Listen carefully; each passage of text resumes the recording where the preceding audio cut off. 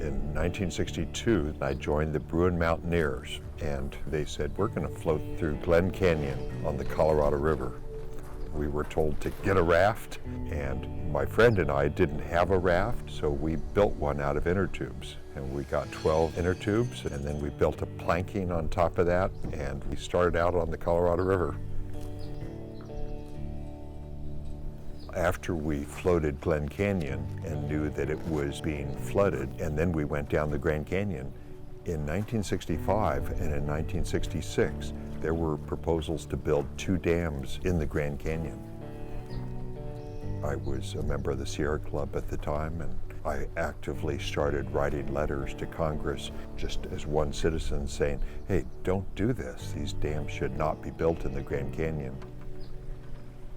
Fortunately, there was enough of an outcry from the public all around the country that the dams were defeated by Congress. But it was that thought that here's this beautiful place. We lost Glen Canyon because people didn't know about it. We almost lost the Grand Canyon. And I just figured we need to take people to see these places, because if we don't show them, the places won't exist in the future. So we formed a fledgling company, and since I was a teacher, we thought this is a pretty nice way to spend the summer. I got married to this nice gal, Pam, who was strong enough to help me carry these rafts around, and she came up with the name O.A.R.S. There were very few trips being operated back in the late 60s and early 70s, and so we were a curiosity because the only other trips being run in the Grand Canyon at the time were on large motorized pontoons, and we were using these military surplus rafts, which were about 25 years old. And as the motorized rafts would go by us, they would say, "How did you get here?"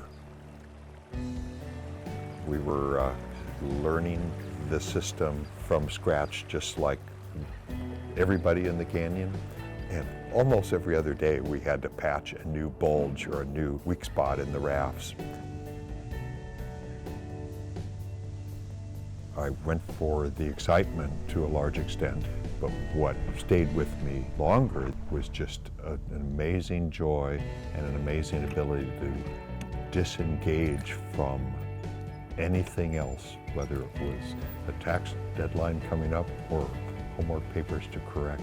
Those things seemed far away when we were at this spot in the canyon, or even on a 2-day river trip on the Stanislaus River, that for that moment of time was the focus of our existence. The fact that the boys now have both come back from New York and show signs that they want to continue running the company and helping it become better and better.